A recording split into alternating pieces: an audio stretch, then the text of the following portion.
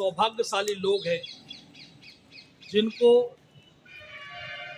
इस राम मंदिर को बनते हुए देखने का सौभाग्य प्राप्त हुआ है। और हम सबके सामने हमारे राम लला जी विराजमान होंगे तो निश्चित ही हम उन सभी लोगों को सौभाग्यशाली मानते हैं कि जो इस ऐतिहासिक क्षण के हम साक्षी बनने वाले हैं।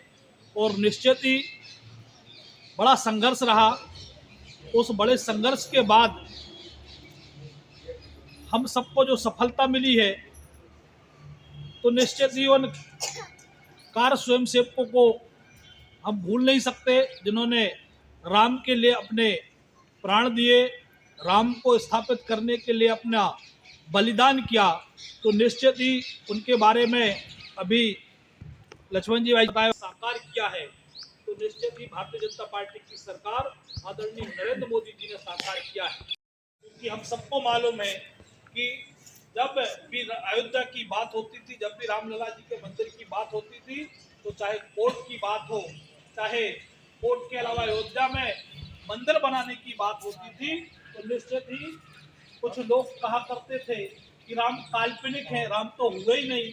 और उनको कल्पनातीत करने के लिए सुप्रीम कोर्ट में 21 वकील खड़े किए। ऐसे भी इस देश में पार्टियां हैं, उन पार्टियों का हम कहीं ना कहीं समर्थन भी करते हैं।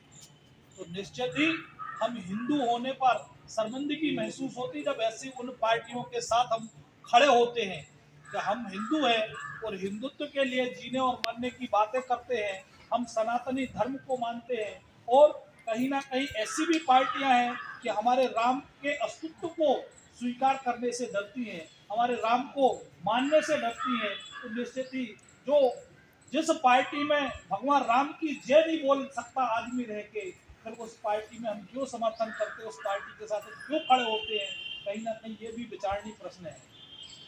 लेकिन भारतीय जनता पार्टी की जब सरकार बनी तो आदरणीय नरेंद्र मोदी जी ने अपनी तरफ से जो भी बन सका और सुप्रीम कोर्ट में लग करके अपने वकीलों को भी खड़ा किया, उनके साक्ष्य भी प्रस्तुत किए कि रामलला पैदा हुए थे, रामलला की जन्मभूमि अयोध्या है। और तब जाकर के सुप्रीम कोर्ट ने फैसला दिया, और फैसला देते ही आप सबको मालूम है कि तुरंत ही उसकी कमेटी बना दी गई कि मंदिर निर्माण होना है। उस मंदिर निर्माण के लिए आप सबने पिछले ही वर्ष हम सबने राष्ट्रीय स्वयंसेवक संघ के माध्यम से घर घर जाकर के सबका कहीं ना कहीं उस मंदिर में योगदान हो, हर हिंदू का योगदान हो, हर हिंदू को उस मंदिर की आस्था से जोड़ने के लिए जन जन से सहयोग लेने का काम राष्ट्रीय स्वयंसेवक संघ और विश्व हिंदू परिषद के नेतृत्व में किया है। हम सब ने कहीं ना कहीं सहयोग दिया है। और आज हम सबको मालूम है कि 22 जनवरी 2024 को हमारे रामलला जी वहाँ विराजमान होंगे, हम सब उसके साक्षी बनेंगे।